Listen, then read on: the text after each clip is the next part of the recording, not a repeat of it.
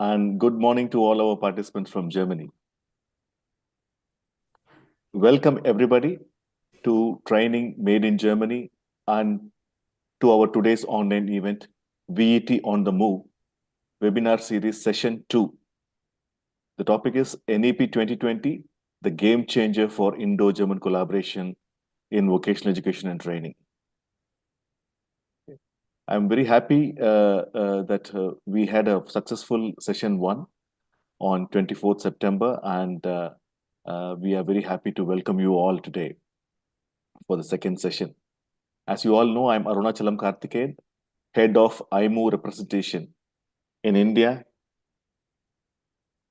We have gathered here today to explore emerging fields of cooperation between vocational training institutions from India and Germany in the context of New Education Policy 2020. Our organization iMOVE means International Marketing of Vocational Education. We are a networking platform for German training institutions and companies which offer vocational education and further training for their international partners. iMOVE was established by the German Federal Ministry of Education and Research 23 years ago and is a part of the Federal Institute for Vocational Education and Training. Over 200 German vocational education training institutions are empaneled with iMOVE. Our main objective is to foster possible collaborations between Indian institutions and German institutions in the field of vocational education and training. iMOVE has been supporting the various initiatives of the German Federal Ministry of Education and Research and its project implementing agency DLR-PT. iMOVE India has been working closely with both private and public sector institutions, especially vocational education training institutions, for over 2 decades and facilitated several capacity development projects for the Indian institutions. We continue to work in close cooperation with other development institutions from Germany, such as the German Consulate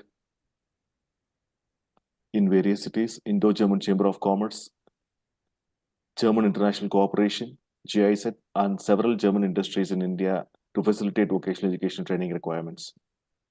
Time to time, we collaborate closely with the Ministry of Skill Development, Entrepreneurship, and their various departments. We also work very closely with the NSDC, NSDCI, and sector skill councils and skill development missions across 28 states and 8 union territories in India. iMOVE India has developed a strong network with Indian industry associations, right from CII, FICCI, ASSOCHAM, PhD, CCI, Alliance of Indian MSMEs, and more than 100 business membership organizations across India. So far, we have organized several virtual events in the field of healthcare, hospitality, e-mobility, renewable energy, and energy efficient technologies. And we continue to explore new areas where we can collaborate. In this current edition of the VET on the Move, we partnered with National Skills Network, NSN, to conduct a basic research on the national education policy and opportunities for VET collaborations across institutions in India. Being one of the popular skill networks in our country, NSN has contributed substantially to create awareness and educate their subscribers on the latest news on skills development in India. Ms. Madhuri Dubey, founder, NSN, will present her basic research again briefly after my address. In this second session, we will now learn from dignitaries from the Indian VET institutions and influence to inform the German training providers what are the emerging opportunities for cooperation in the current and future skill needs. I request all the participants to actively participate today, interact and give your valuable insights. I also suggest all the participants to please give your coordinates in the chat box so that even after the program, we all can get in touch with each other. And also, please write your questions in the chat box or your requirements to collaborate with a German institution in the chat box. And I would like to hand over to Ms. Madhuri Dubey, our host for today's event. who will introduce you to our eminent speakers and panelists. Over to you, Ms. Padri. Thank you, Mr. Karthik. Good morning in Germany and good afternoon in India. We are so glad to have you all back today in the second session of this webinar series.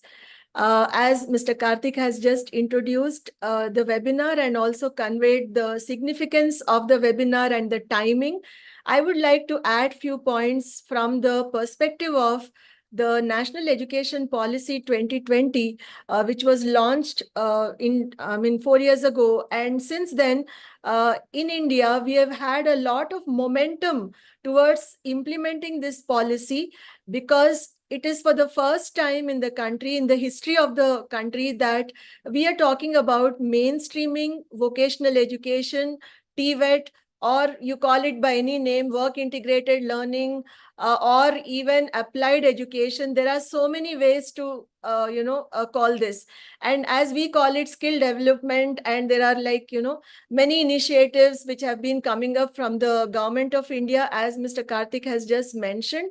But I think the policy has really taken many strides, in the entire country, including the school level education, college level education. That's the reason our panelists are also representing this vast landscape. And it is for the first time that this policy is also, building bridges between vocational and academic learning, which is actually a universal problem which many countries are facing. So Germany being the gold standard, as we call in vocational training, with your dual model and all the kind of exemplary work and standards and many things that have been set in a country, we in India would be very happy to learn, collaborate, and seek more opportunities to work together. So with this backdrop, the policies also suggested few important points, like what kind of collaboration can happen at the higher education level, where we are talking about offering a vocational program. It could be a single program which is, focusing on one single skill, which is actually helping us in employability enhancement. So there are many other such, points in the policy which are kind of very strongly recommending, countries which are really pioneering vocational education to come forward and seek how both the countries can join hands and make it a success. So before I proceed with introduction of the speakers, I would just like to summarize the first session which we had. We had Mr. Sudarshan from NTTF. Then we had Mr. Mohan from Christiani Sharpline, and we had Dr.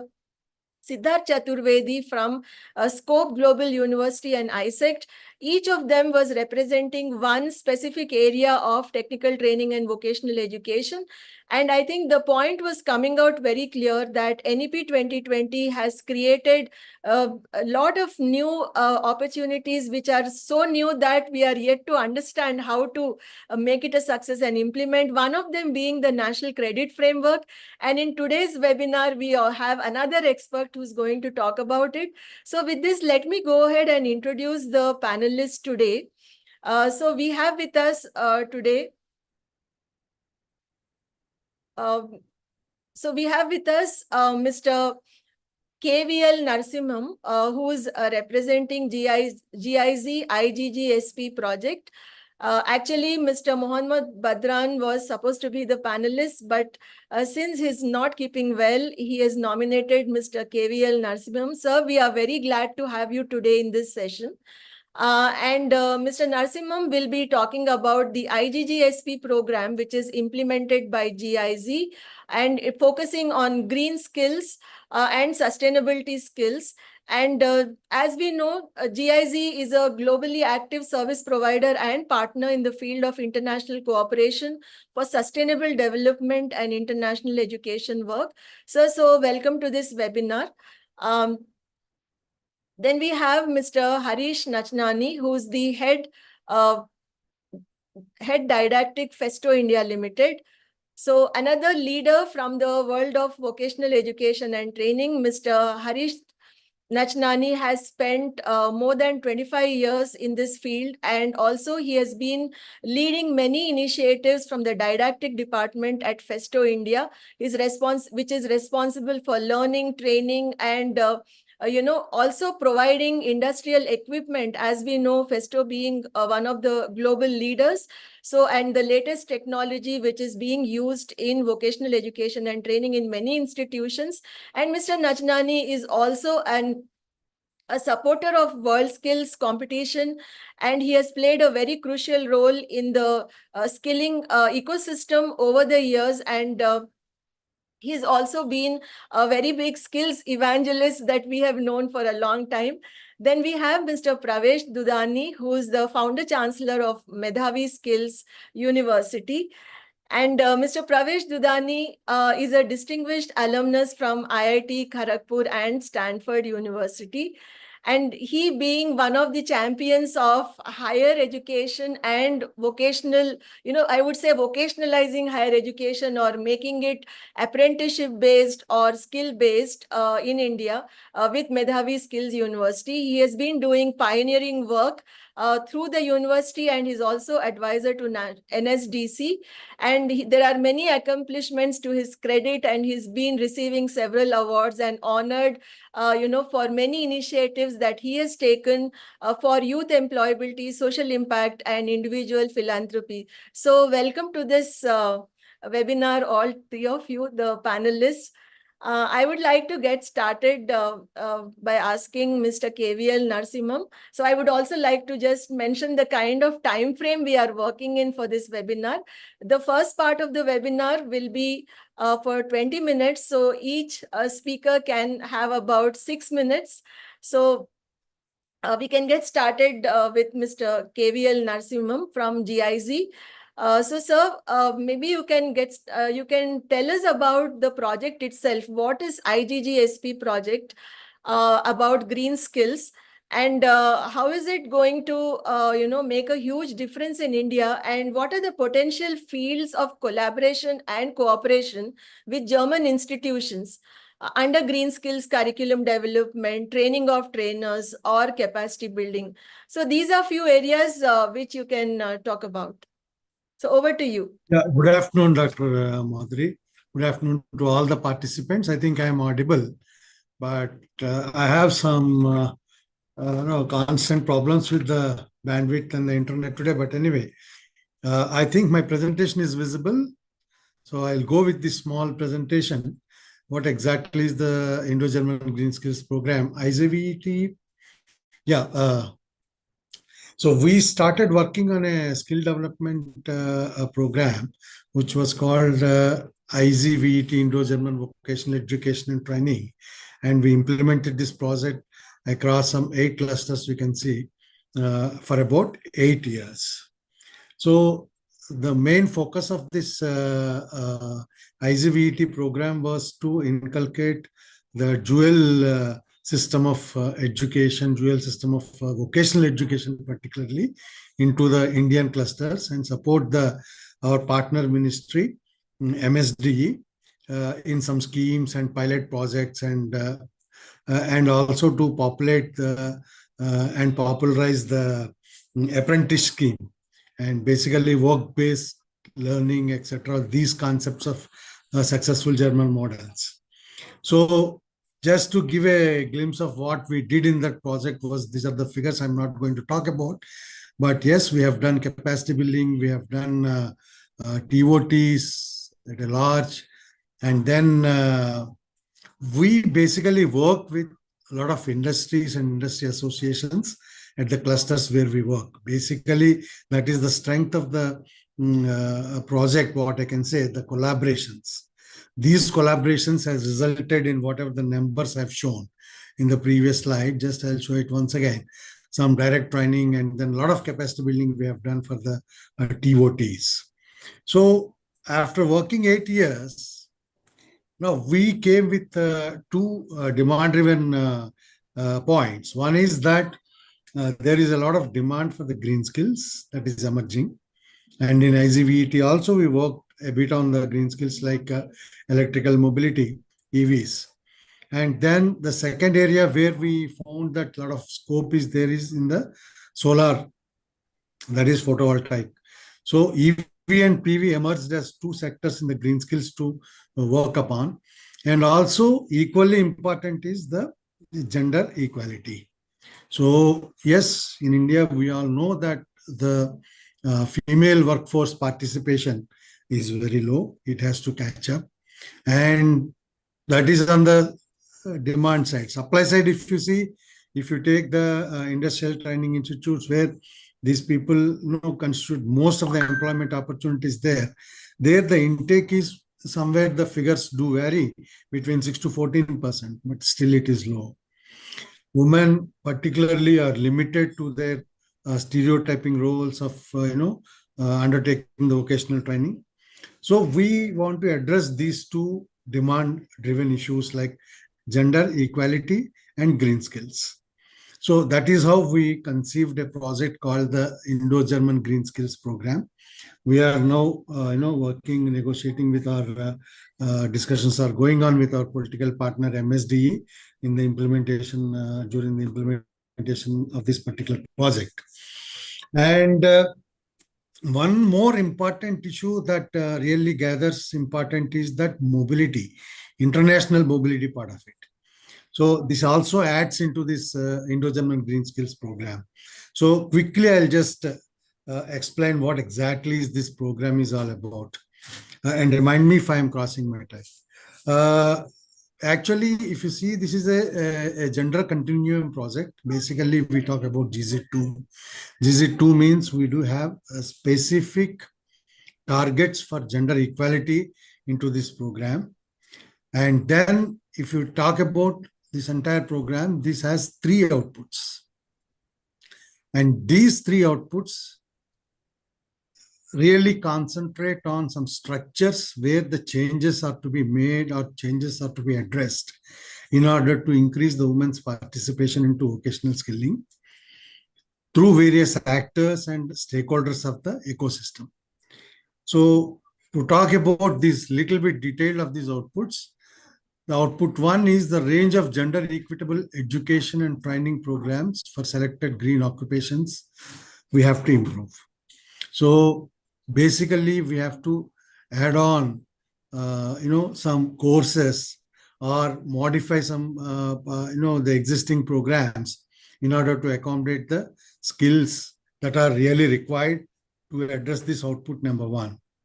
And output number 2 also in continuum to that is that structural conditions for the implementation of the gender equitable vocational education training in the green occupations, where we are focusing on these 2 skills, 2 green areas, that is EV and PV, are to be improved. And the third really concentrates on the policy recommendations. These are all very important, particularly when we are working with the state governments or at the national level. What are all the policy recommendations that will come into while implementing? We learn through the practices and bring in some policy recommendations so that the implementation is successful and then sustainable. So at present, we are working in these 4 locations, and 5th location is Delhi. Now, coming to the mobility part of it, what we are trying to do in the international mobility, basically, we all know that the skill levels, when we compare to, particularly Germany, the Indian skill system needs some modifications. I would say some improvements are required. We have to catch up the real standards.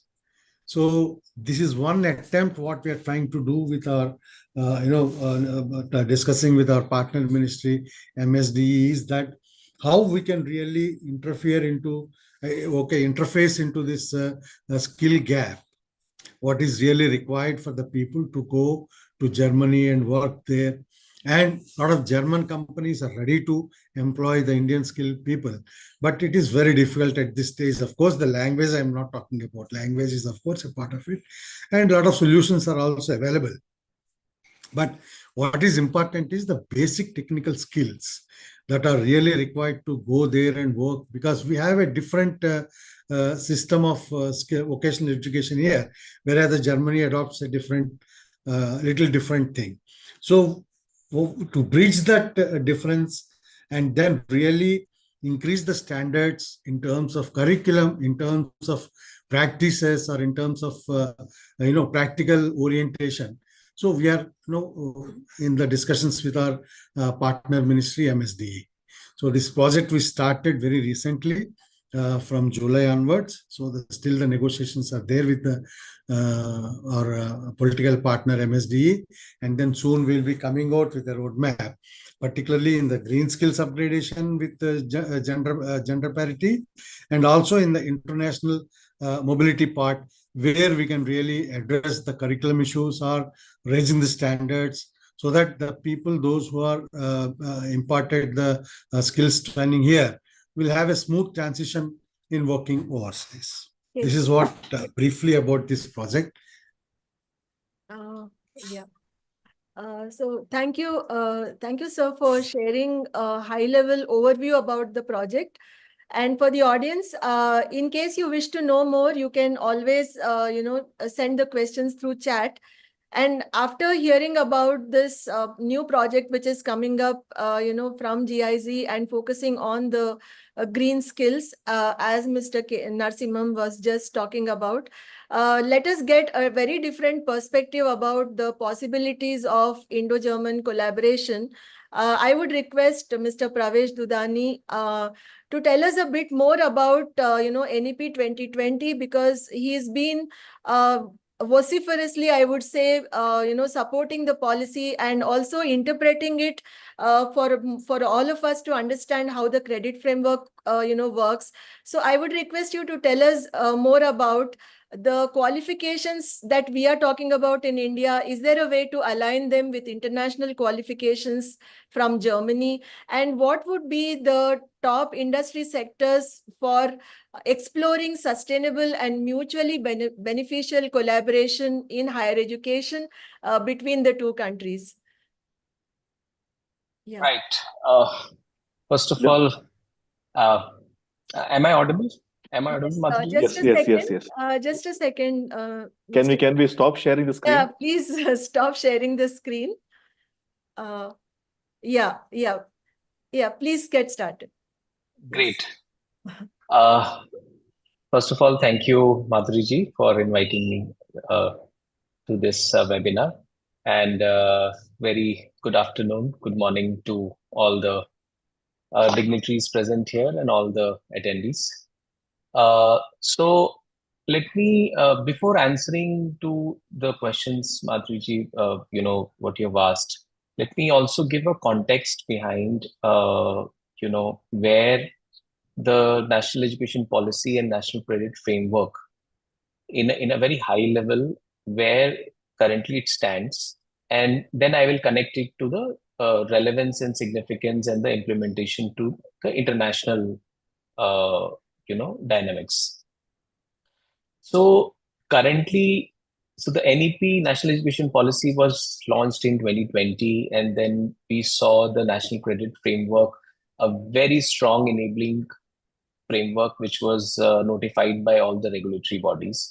And we all are aware that the challenges our education system was facing, which is, essentially dealing with a lot of, regulatory and traditional challenges, that the students are not being employable on one side, and the students who are employable for the courses, for example, a skill certificate course or an ITI course, they were not really aspirational because they didn't have a clear career progression to higher education. And our Indian society we are very well aware that, having a degree qualification or a higher education qualification is something which is more aspirational than actually having skills. But that was not solving the problem of making India employable, right? So we needed a clear pathway, a combination of skills with higher education qualifications, and the solution for it is the National Credit Framework.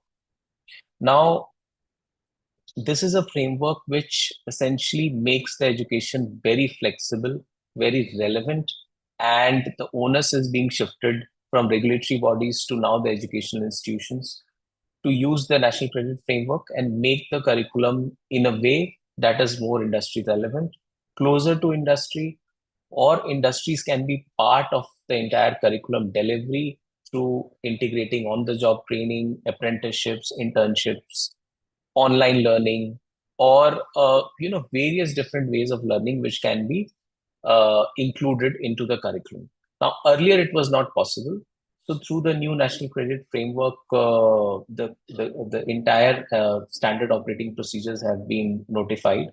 So it gives a clear pathway how we can really design a world-class curriculum which can enable a student for a international career, not only national careers. Now, to answer your question, since the national credit framework has possibilities where academic credits can be also earned by on-the-job training. Now there is a provision that on-the-job training can not necessarily be in India. It can also be done in international employers. It can also be done through various structured programs like what Germany as a country has, for example, the Ausbildung program, which is a dual model of training, where it's a decade old model, which is hundreds and hundreds of years of old model which is operational. Now, the current framework allows that the learning which is happening in the employers at the employer's location, even in Germany, can also be creditized by Indian institutions in India. Right? Earlier, it was not possible. So, for example, in Ausbildung program, where a student after 12 is completing his German language and then looking to start an Ausbildung program in Germany, can also be part of an Indian education program simultaneously, where if they complete the required academic credits, so the academic credits earned by doing the activities in Germany can also be backtracked to give credits in India. Now, this is a very powerful framework, essentially, which essentially allows that the students not necessarily have to study the entire 3-year or 4-year undergrad or a 4-year honors program, and then only they can look for jobs or internships or apprenticeships. That allows for the academic bodies to collaborate with international either academic institutions or employers, or the sector skill, in India what we call the sector skill councils. So there are similar bodies in internationally in Europe where we can collaborate and design co-create programs which are dual degree programs, joint degree programs, twining programs, and there are very defined guidelines under NEP which are available now. So this is one area where we can definitely capitalize. The Indian institutions can capitalize. Now, second is that the domains where we need to focus upon.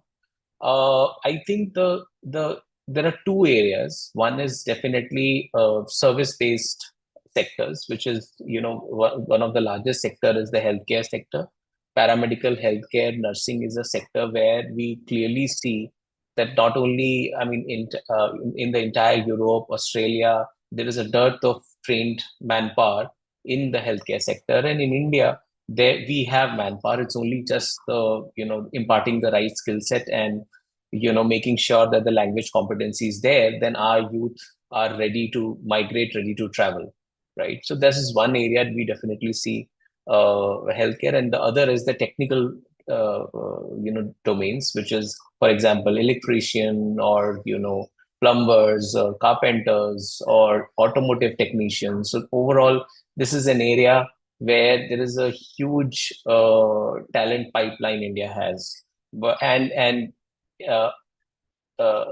in India, these jobs are not that very well paid.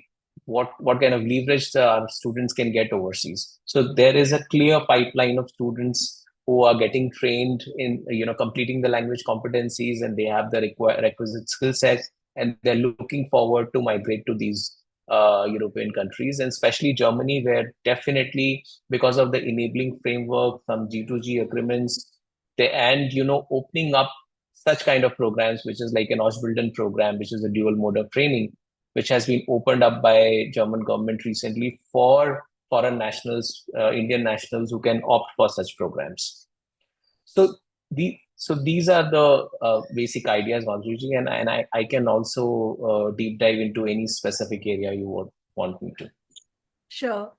Thank you. Thank you so much for detailing the credit framework and its importance, and also giving us insights into the areas where the collaboration can happen, and about also the qualification and their alignment, especially with regard to how the credits can be, transferred, and which builds a pathway for higher qualifications.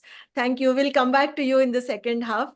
Now let me ask Mr. Harish Nachnani, who's the head of Didactic Festo India. So for many years, Festo's presence in India has created a huge positive impact for many technical institutions, by delivering high quality training infrastructure. And I think this is one of the most successful Indo-German collaborations, if we need to mention one of them. So what would you like to say about how it all went through for all these years? In the present context, I think we can learn a lot from such successful partnerships. So over to you. Thank you very much, Madhurji. Good afternoon, all attendees in India, and also good morning to attendees from Germany. Thank you very much for putting the context of the webinar in total, but also in specific to how mentioning about the collaboration that Festo has in India. So Festo, of course, has a very long partnership, I would say, with India. Our founders were in India in early 1950s, that way. So it goes that strong. And just if I can take a moment to share, the association of our founders with India is even still older. It goes from like Second World War. Uh, People who are aware about Coimbatore area geography, there's the GD Naidu family from there, and Mr. GD Naidu was stuck in Germany in the Second World War. That's when the Stoll family of Festo supported them, and now it is a true era of partnership of more than 4 generations, more than 75 years of partnership. So that's how Festo works. So we always believe once a partner, it's for always. That way. Yeah.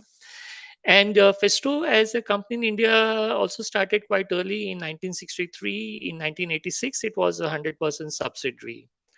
About Festo, didactic is also very unique. For many viewers must be wondering what is didactic. You are hearing this word quite a lot in the recent times. I would say in the last 4-5 years, all of you must be hearing it a lot.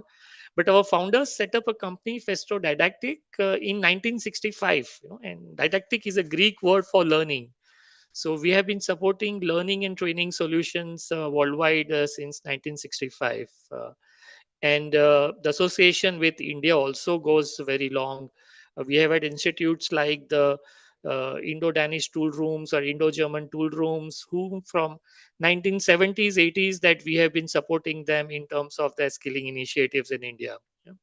And the collaboration has been absolute mutual on a multiple levels, I would say.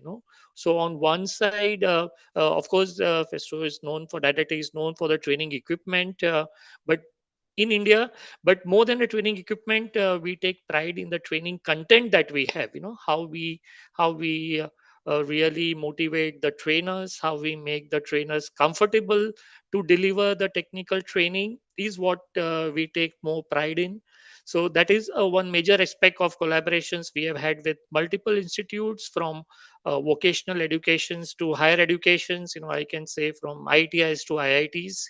From that matter, we also support the Indian industry to a large. We have in our own training centers, we do run short-term trainings for the industry. It's like the upskilling or the reskilling of the industry people. That's a larger collaboration that we enjoy upon. And then we do a lot of consulting. When I say consulting, it need not be a really a paid consulting, I would say, but there's a lot of indirect mentoring that we extend to institutes who are setting it up, or industries also who are setting it up. To give one prime example is like something like Kia Motors. If you all can remember, their successful first car came in the year of 2019, September of 2019. But it was September of 2017 that they were in our office to discuss how the plant they are setting it up, what kind of training they should be catering, to their workforce on the shop floors, to their supervisors. And they were discussing about those training topics 2 years before the plant being set up, that way. Yeah. So that's the kind of consulting what we extend to industries and institutes alike. And another example of absolute wonderful collaboration we have is we ourselves run a 2-year vocational program as per the German dual vocation system, in our plant in Bangalore, where we take 10th, 12th pass outs, and they undergo a 2 years program, which is exactly as per German dual vocation system.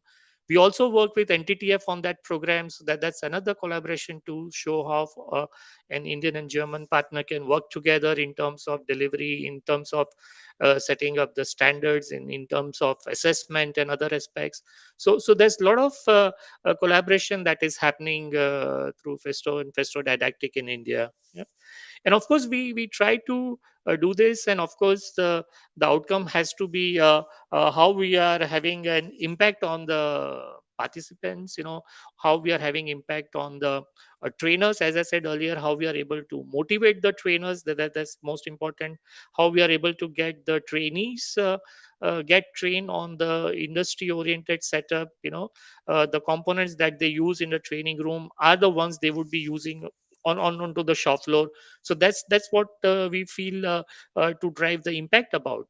And also in terms of training, it's very important that we are able to deliver a basic training to an advanced training, and also make a training which is an absolute modular in nature. So of course one of the part of new NEP policy is how we can have, in terms of nano degrees, micro degrees to start with, how we can have for example participants undergoing a training program, and after a year or two coming back again into for the training. So our equipment and other aspects have been designed right from the beginning, to make it scalable and modular to take care of all such training requirements in that way. Thank you, sir, for sharing your insights and also giving us a brief about the historical significance of Festo in India. And you also mentioned about the micro credentials and the flexibility which the policy is talking about. I think that's where we have huge scope for these collaborative courses, to be introduced in the country.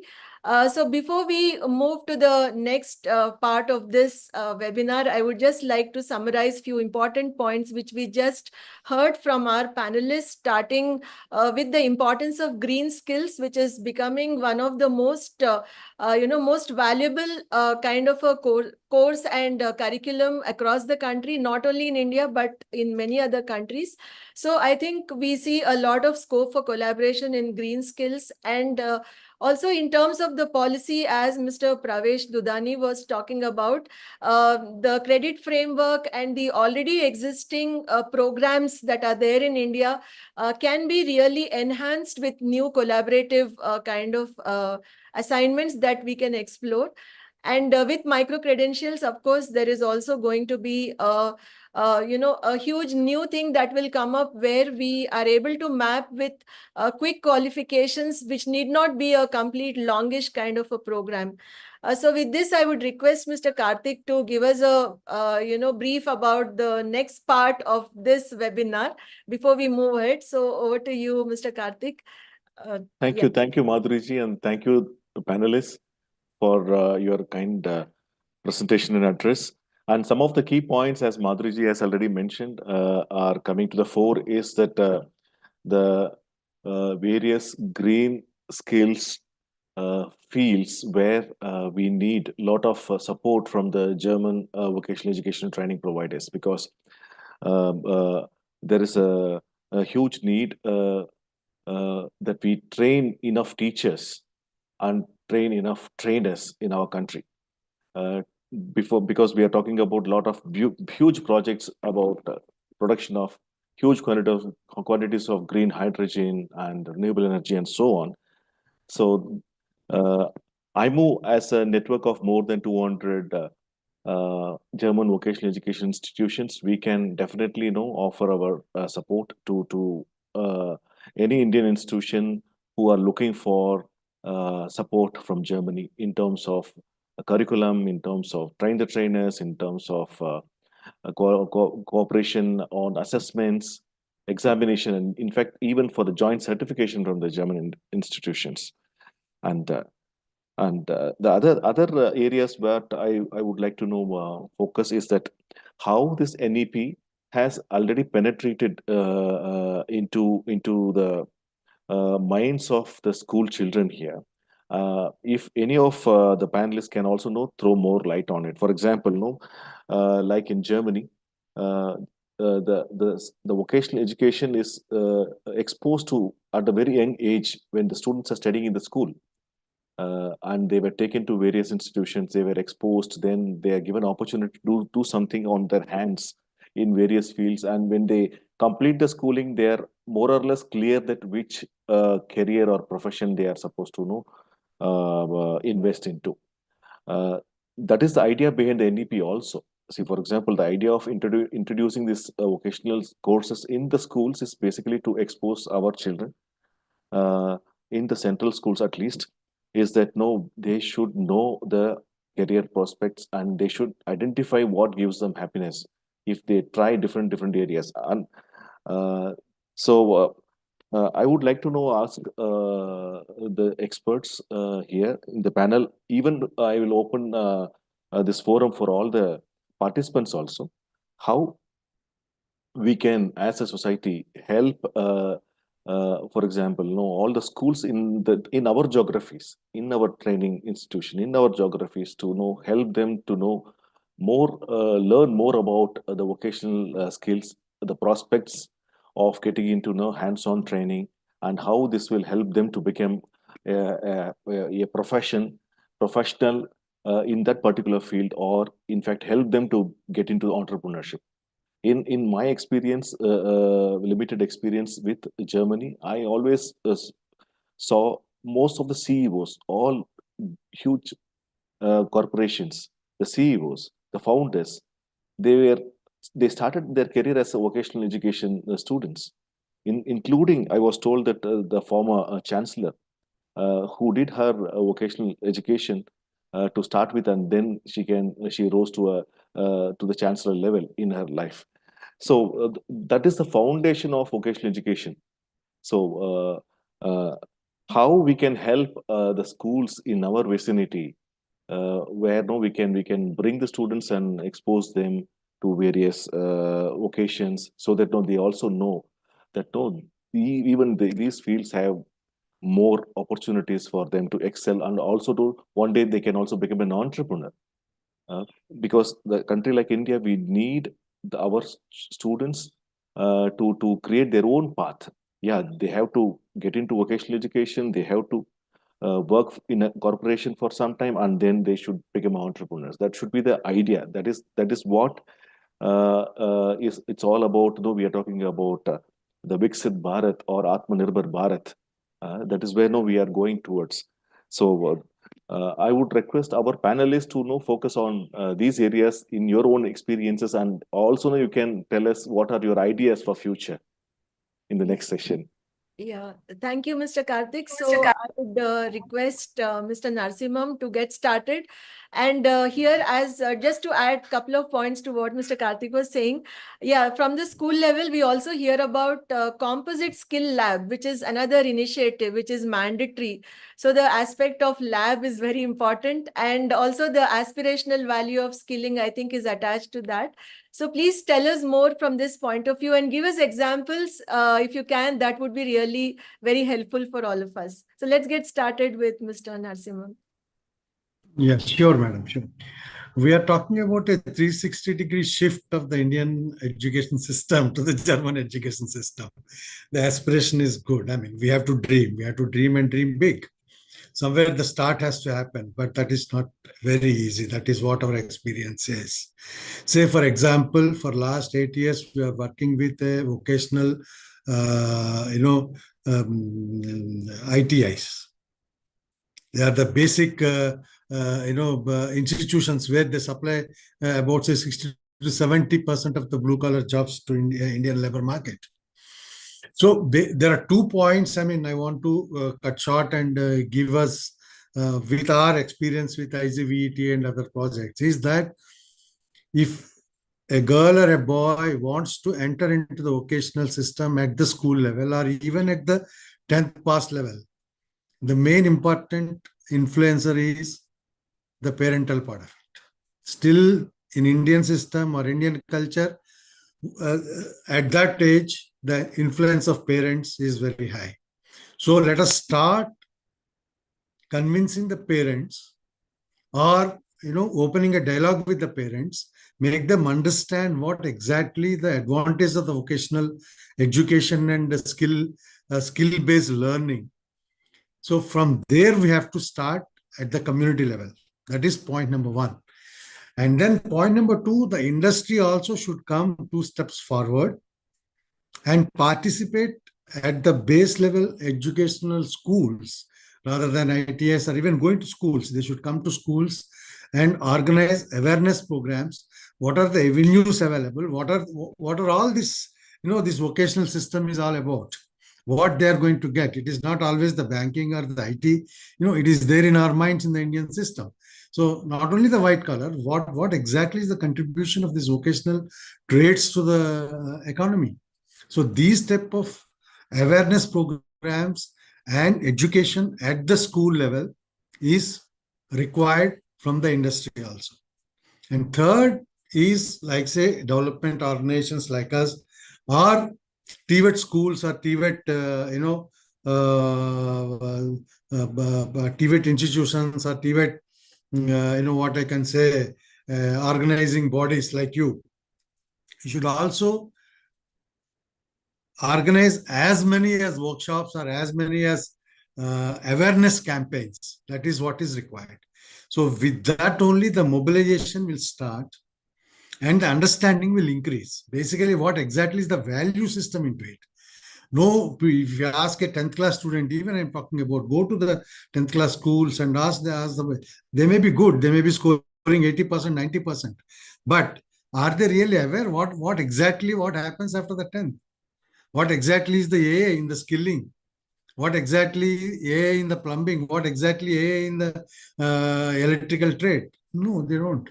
So this type of education is really, really important. That is what we feel from our experience working with the system. Aspiration is good, dream is good, but we need to put lot efforts into this. It is not easy, as it is said. Okay, thank you, Mr. Narasimhan. Yes, I think all of us here today have gathered also to, understand how to break this kind of a huge Herculean task and also make it happen in terms of making it aspirational. And you also emphasized on the sensitization aspect of it and mobilization. Now, moving on to Mr. Pravesh Dudani, I would ask, in addition to what Mr. Karthik has said, so sensitization, of course, is a big challenge, and in these awareness workshops and all might help. So the ideal situation would be when somebody takes up a vocational course by choice, not by force. Then we don't have to mobilize them. Are we going towards such a situation sometime soon with the efforts that you are making in higher educational segment?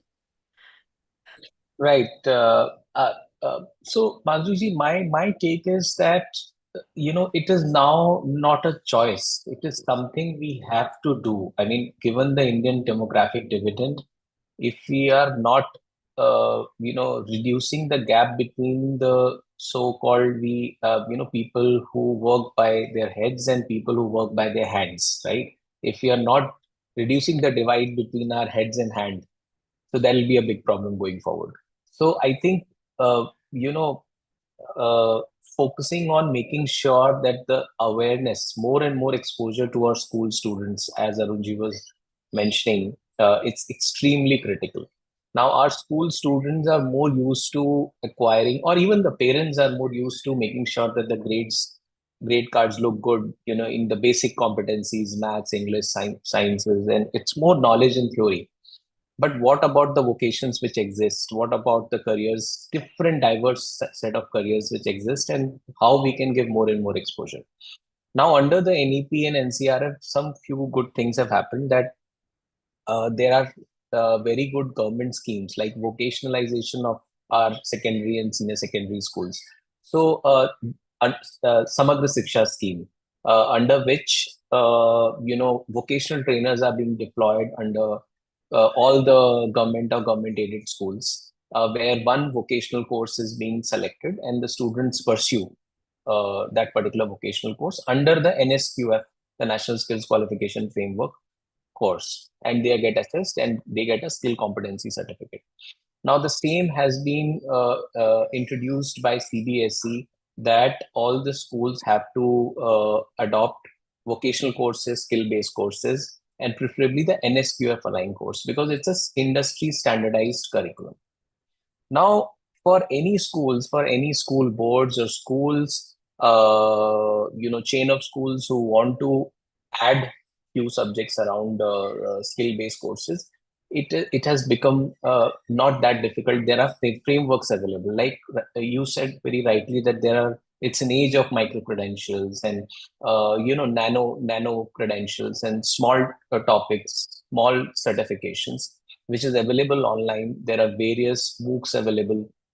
There are assessment frameworks available through which these micro credentials can be introduced as skill-based topics and can be either embedded into the curriculum or can be offered as an extra skill competency certificates.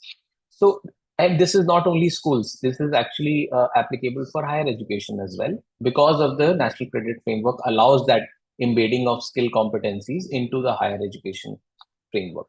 Now, talking about the aspirational value of skills and vocational education in India, we have to agree that it's a mindset. We have to change. It's a complete community driven agenda we have to drive. Some good things what have happened is that now students doesn't have to really fear that they will be stuck in a particular career. Now, someone who earlier used to do, let's say, an ITI in electrician trade, they were only limited to the scope that they will complete an ITI, and maybe on a very higher side they may pursue a polytechnic diploma. But most of them got into jobs and remained on those jobs.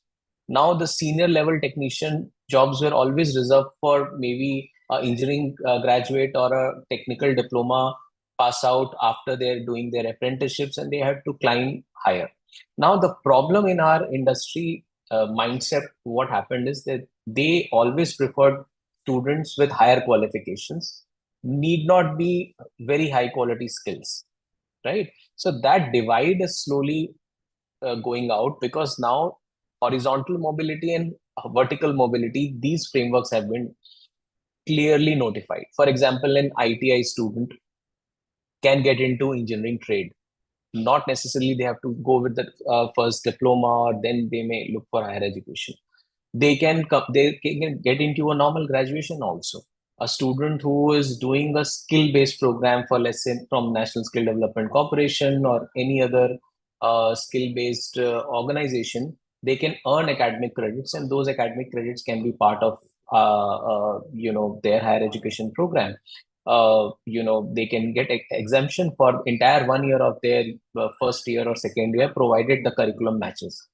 So those horizontal mobility and vertical mobility possibilities have been created. So I think these are very interesting times, and the onus is on the progressive institutions and the training institutions to collaborate, the industries to collaborate and create very industry and employment relevant programs for our students. Yeah, thank you, Mr. Pravesh, for emphasizing on so many important points, especially the industry and I would say the kind of pathways that you mentioned and the flexibility which is there in the framework. That's what in this section we wanted to emphasize, especially the industry role. And you also mentioned about the head, heart, and hand type of thing, which brings me back to Mahatma Gandhi's philosophy of Nai Talim, and tomorrow happens to be his birth anniversary. So I think we have timed this webinar quite, on a very important day and time. So I think his philosophy is also partly working behind National Education Policy 2020. So to all our German participants, as you're listening to the panelists, if you have any queries or you want to know more, please share your thoughts in the comment section. We'll be very happy to take them up. And any other things you want to share, if there are similar experiences in your country, if you have gone through something and overcome the challenge, it would be nice. Please use this platform to share that as well. Now let's move on to Mr. Harish Nachnani. So, sir, here now we have heard both the panelists taking different, perspectives. But one thing which is common, I think we are looking at is the aspirational value, and also this thing about working with hands, and also what do you think is the kind of approach we should be taking in the backdrop of the policy? I would like to thank Mr. Pravesh Sudhani, putting out the, points in a very simplified form. And also on top of it, aspirational part. I think we have been discussing it for last 10 years, 15 years. But nothing much what we have been able to do about. And there is one more aspect about our culture, of skilling, education, training is we have always kept education and skilling separate. We have kept education and training as separate.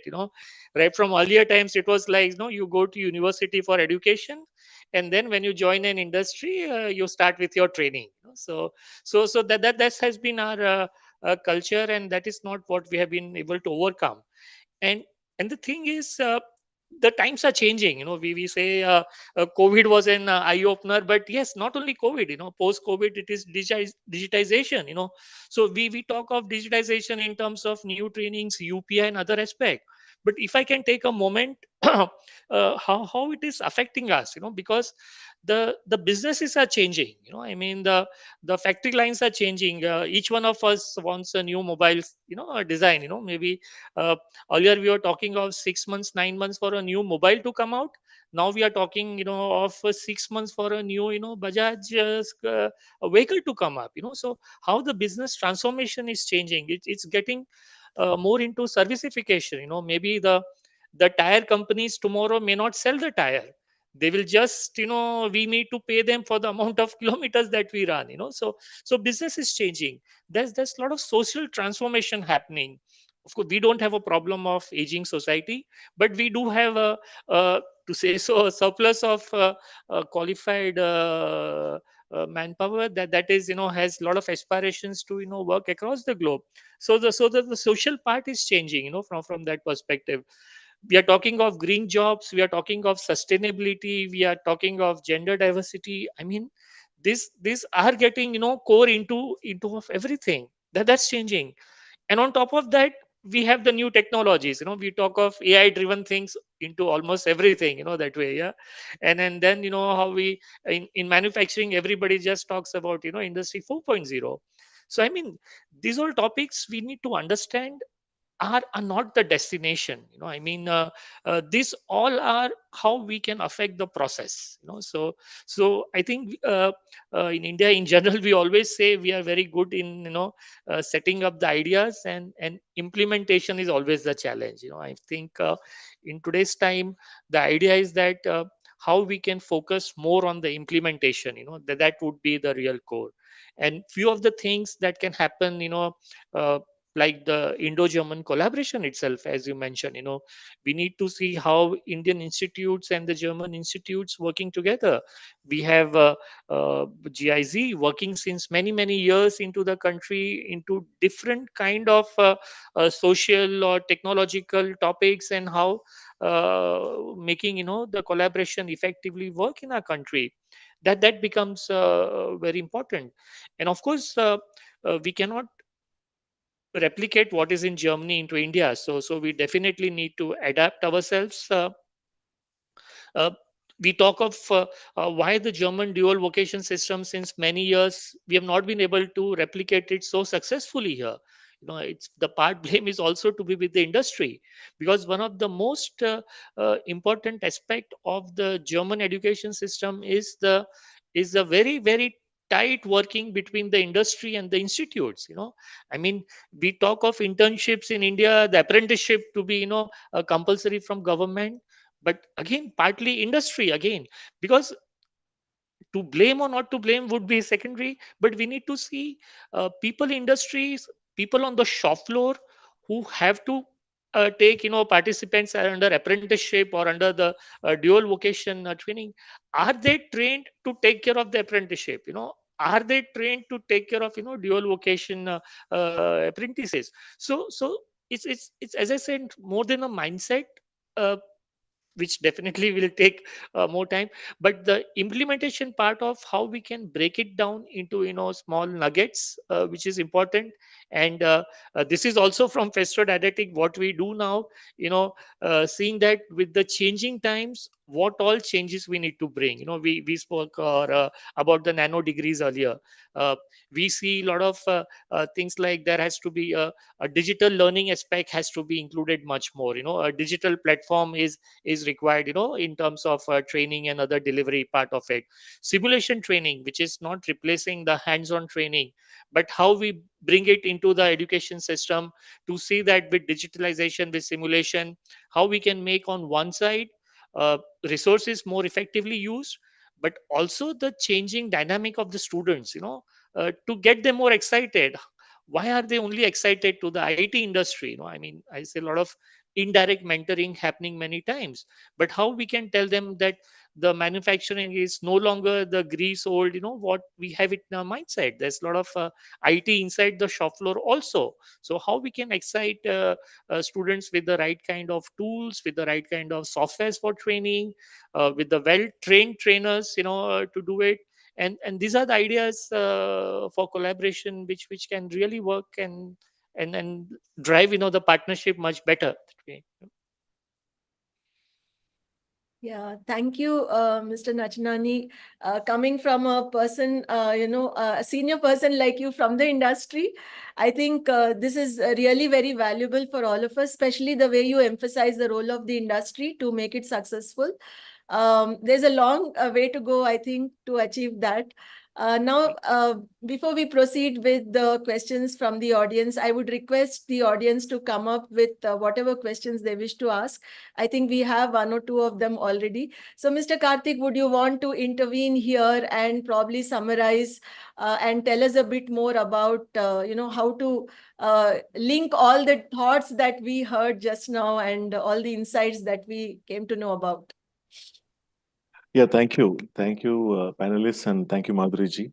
And as I been already advocating a strong sense of what do you say, belonging all the vocational education institutions in our country to promote in the minds of the young Indians.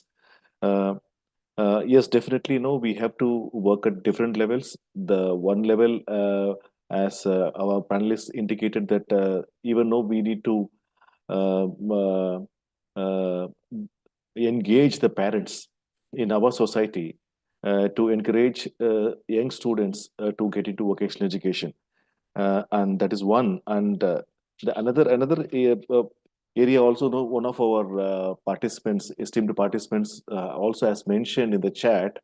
Yeah, it's time that we change the nomenclatures of various professions in our country.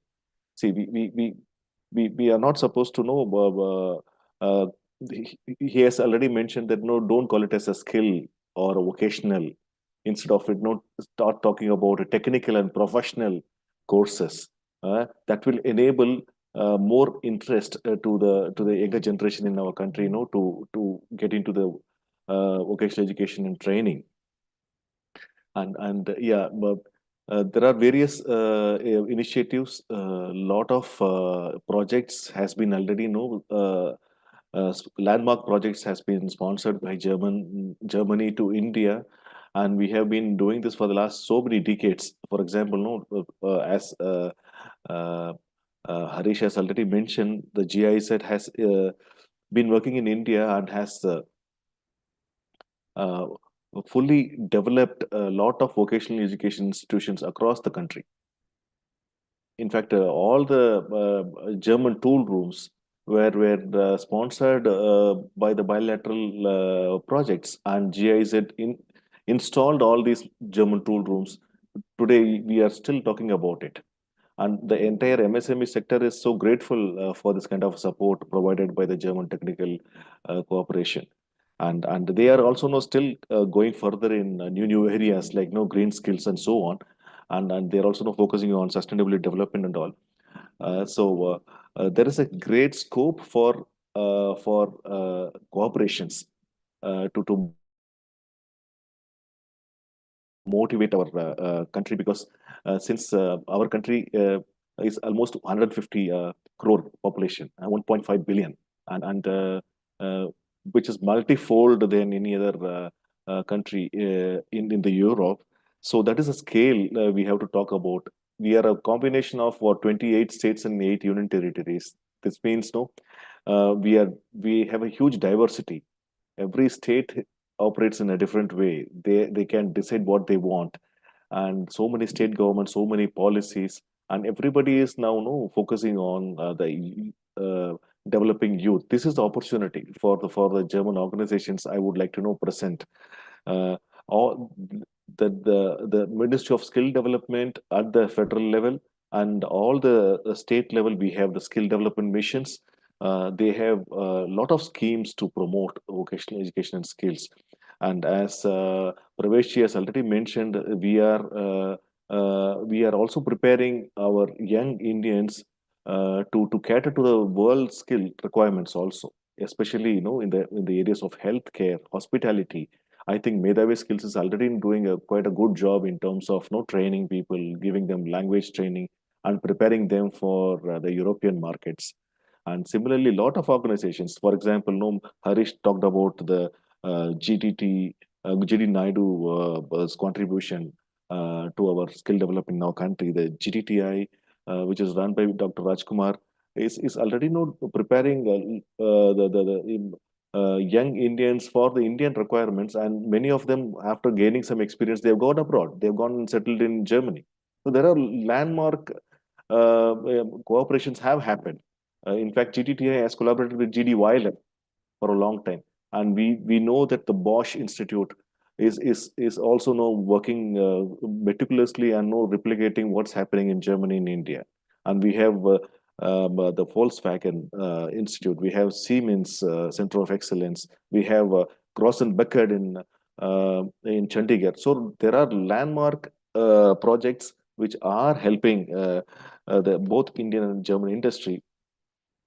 And in the area of green skills, yes, we need a lot of inputs coming from Germany, and I think that the GIZ will use the project for bringing a lot of train the trainers and train the teachers into India. And at this point of time, I have seen a lot of experts who wanted to ask questions in the last event also. In fact, Mr. York Kalmbach, he wanted to ask some question last time, and he has put it to the chat. You can take this opportunity to give your perspective, Mr. York. And even Neeta, you can come with your some of your key points, Neeta. And I also see Anita. Thank you. And there is also a question here. Can I read out? Yeah, This is please. for all the panelists. Could the panelists also address So it is from Anshum Goswami, UNHCR. Could the panelists also address the steps they have taken in alignment with UN Sustainable Development Framework to ensure the inclusion of marginalized communities in their initiatives, particularly regarding access to skill development institutions? Who would want to take up this?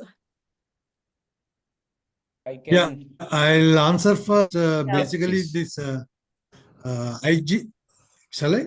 Yes, Yeah, yes. please, Mr. Astimum. Yeah. Yeah. Yeah, in the IGGSP, we have taken care of it. Basically, we are addressing the gender parity.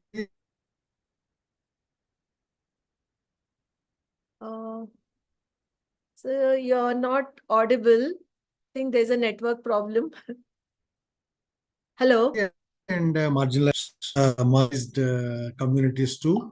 So could you Yeah, please there is repeat, could you please repeat what you just said, because you are not audible? a little problem. Yeah, am I audible now? Yes, yes. Yeah. Yeah, in the IGGSP project, we have taken care of the marginalized communities to be included into the project's beneficiaries. That is point number one. And point number two, GIZ in a develop, that is a PPP model. We are working with Siemens already. One project is going on in the skill development. Second project, we are going to work with Schneider, Germany. There we are going to work on simulations. Basically, the talk of simulations, simulation based skill development. So that we are already addressing in the digital formats. So these are the 2 points I want to make. Okay. Thank you. Yeah, Mr. Pravesh, would you want to add to these points? Yeah. Your experience? Yeah. Yes. So, inclusion of marginalized communities, I think, overall, the government is doing, a lot of initiatives, and I can give few examples. A separate ministry in India, Ministry of Skill Development Entrepreneurship, has been set up to promote the skill development, and that is more targeted towards empowering the marginalized communities, essentially. So there are few flagship schemes like Pradhan Mantri Kaushal Vikas Yojana or Deen Dayal Upadhyay Gramin Kaushal Yojana, which is run by Ministry of Rural Development. So these schemes, and National Skill Development Corporation, which is the nodal body for implementing the flagship schemes of government. So all these institutions and organizations run by Government of India are primarily focusing on the communities which otherwise do not have access to high quality higher education or private education for that matter. So and there is a very substantial budget every year which is being spent on employment linked skill training, which means that the training happens in these skill development institutions, and it's free of cost for the students, and they are trained, and they are offered relevant placement and apprenticeship opportunities in different corporations and industries. So I think this is a very big area where the entire Skill India as a flagship scheme of Government of India, they are focusing on empowering the youth from our tier 2, tier 3 towns, villages. So this is just an insight, Matriji, I wanted to add. Thank you. I would request others to unmute yourself and ask the question. Madam, Yes, Mr. Sunil. Yes, you can unmute yourself. good afternoon to all. I am Sunil Nair. I am from ITI Chandil. I work for Tata Steel Foundation, and we work with tribal children. In fact, we have set up many centers in the tribal area focusing on vocational training. And we have different sectors. Of course, vocational or skill training is one part. Another part is we work with them in agriculture, health, all these areas. Am I audible, madam? Yes, you are. Yes. Yes. So now we have set up a new center in a place called Chandil, where we cater to these tribal children, and we are, training them in electric vehicle, tool and die making, CNC, welding, and then we put them on job. And these trainings are all short-term training and No, sir. what Actually, this duration? is Yeah. ITA training, Okay. and Okay. we also have short-term training. We Okay. also Okay. do short-term. Okay. Okay. Wonderful, sir. And Wonderful. maybe I would require your help to see how we can work together for training these children in Germany or whatever Sure. it Sure. is. Definitely. We will. Yes. Yes, Neeta, please come in. Thank you so much. Thank you, Mr. Karthik, Dr. Dubey, and our three experts have been wonderfully endorsing all our thoughts. So I think that's a great moment for all of us. And I'm sure we have a lot of experts here as well listening in. I don't have too much of a question, but again, because you've endorsed the thoughts that I've had for such a long time, just want to make one point, that is, we went from saying vocational training to skills, and now to move on to something else. I think we should just stick to what we have and make skills attractive. So we really need to prove our point and be confident of what we have. And just to take, I'm sure, the Melavi Skills is doing a wonderful job, so is GIC, but just to take, because he's from the industry, and it was wonderful to hear Mr. Nachnani saying that industry has to really take the lead. And that's really the belief, who doesn't know, just an example, who doesn't know Apology, a Britannia. Just one company going to some schools and saying, okay, this is how your favorite biscuit is made. These are the skills that's needed. I really think that industry needs to take this leap now. The education system is still wondering what to do with skills.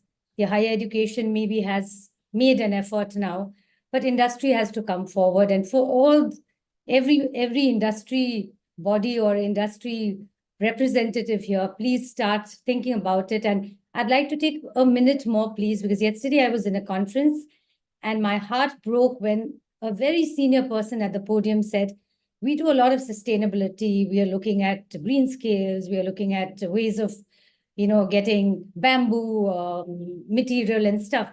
But I don't take skilled labor.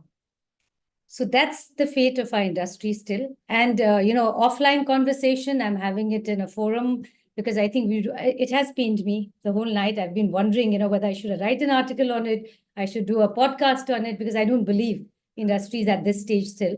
And offline, that lady very categorically told me, if I have to spend on something, I need to save cost on something else.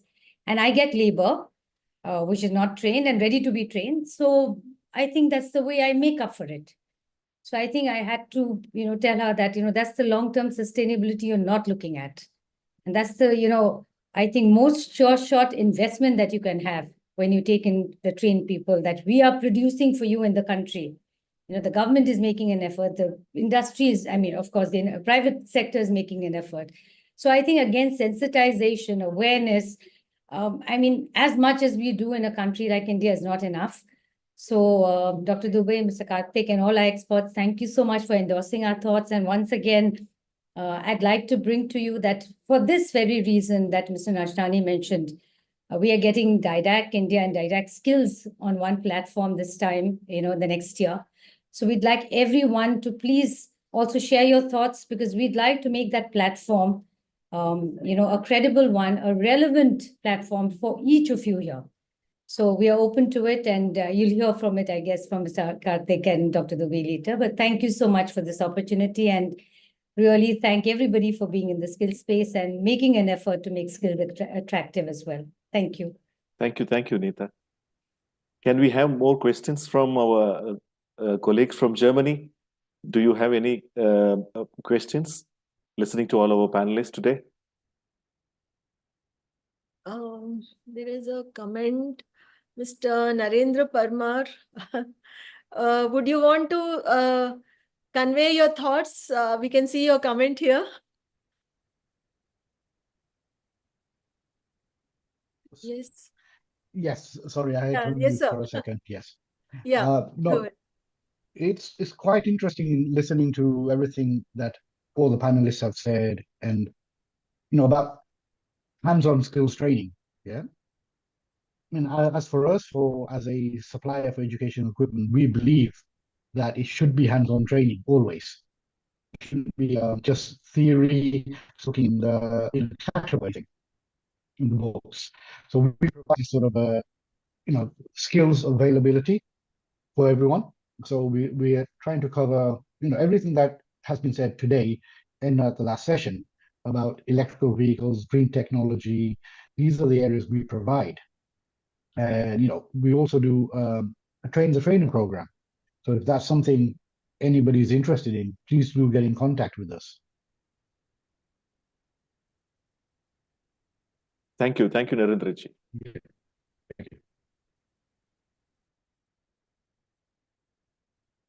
Is there any more questions?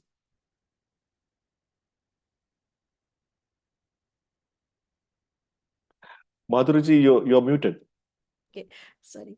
In the meantime, I just thought I would ask one question, which perhaps I wanted to carry forward from the previous session. This is about technology and language. I think those who are watching it now, or this webinar is going to be on our YouTube channel for later, if they have any questions, because one of the things people would want to know is the language, learning German.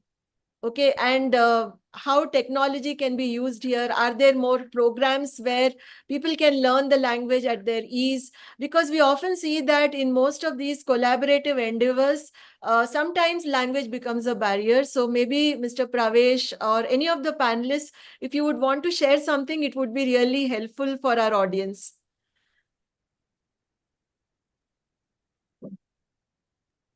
So the opportunity of making India skill capital for the world is very evident, that people in India can be trained for the jobs which needs to be immediately filled across the international locations, especially in the countries which is aging and there are less people available to do work which is very skill oriented. So the skills in which there's a dearth of people, there is a clear demand and kind of opportunity for Indian students. However, language is a barrier for sure, right? And how we can really plug that barrier is essentially one,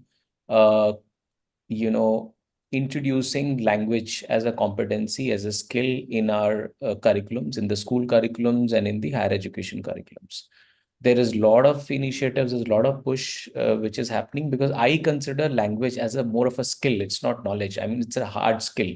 I mean, if one can speak fluently in a language, it's something which is it's earned by practice. It's earned by a lot of hard work. And now, for most of the international recruitments, it's one has to really go through the standardized assessments. Standardized tests are there.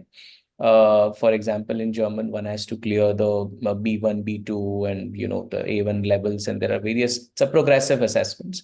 I mean, if someone has is more expert in this, can speak, but my team, as a skill-based university, we have skill academies where we are offering these training in language competencies, and our students are getting trained for jobs available in these countries, including Germany, where they would either they complete and they are sent for on-the-job training under linked to Ausbildung program, or direct placement as well, where they complete after the language program or after the initial training by the university, they take up jobs. So I think it's a great opportunity, because definitely there is a strong story around making India skill capital of the world, and we as stakeholders in the skill ecosystem should definitely capitalize on this opportunity.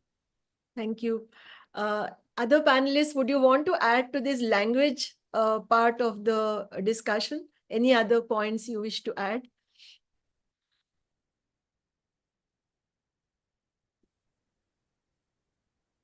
Mr. Nachnani, would you have something to say about acquiring language and being able to work in Germany?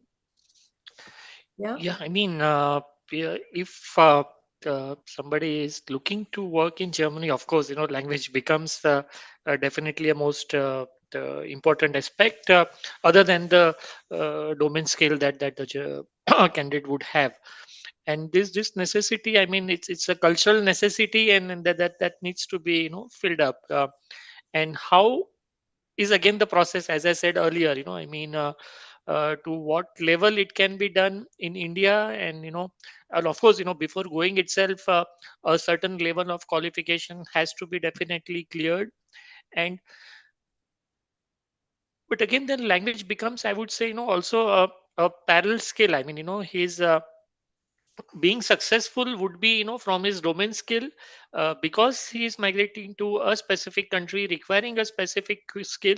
He needs to have this top up on the skill. So I would still feel the domain skill should have all the importance, and these are the cultural necessities that needs to be addressed. I mean, there's no way it can be bypassed that way. Okay. Thank you. Thank you for sharing your views.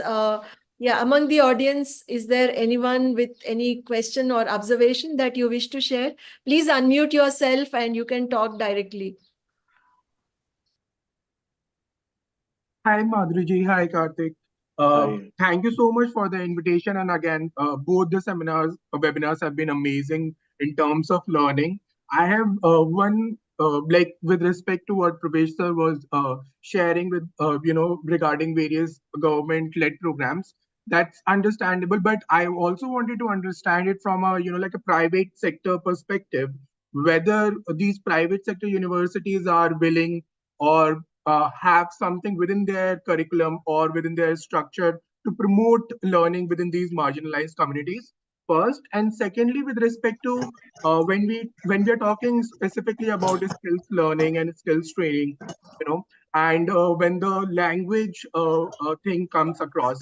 So one of the important things is also to understand that uh, language learning would also be very employment like would be driven from employment. So say for example, somebody going on a technical program or going for a technical course or such kind of employment opportunities would require very different language of very different understanding and learning of a language, and those particular terms associated for him to do his regular job, as compared to somebody who is just doing a basic German language where like the industry terms may not be there. So something within those framework, if our German partners are willing to do or offer, would also be very beneficial.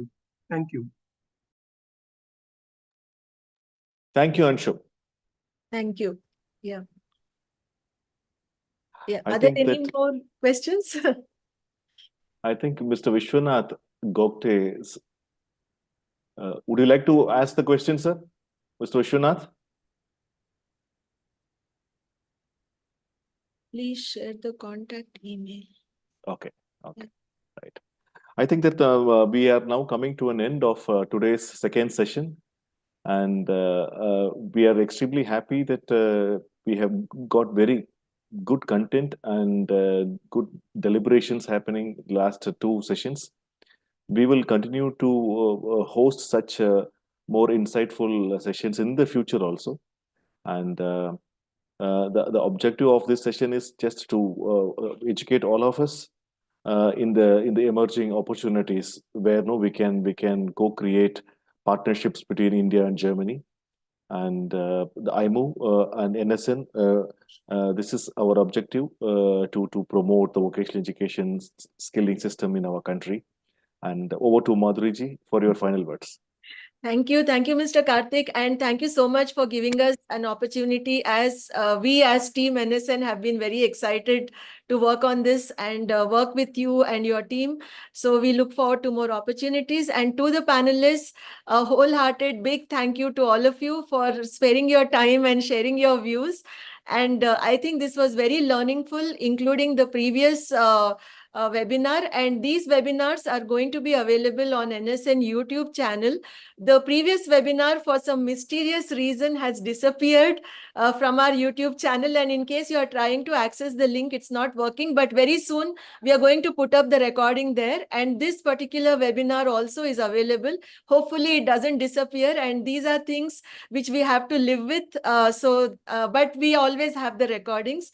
And one important thing I would like to share before we close is, like Dr. Neeta was saying, I could sense of some kind of a myopic kind of a perspective people have about skilling. So this short-sightedness, I think, is what is one of the biggest hurdles.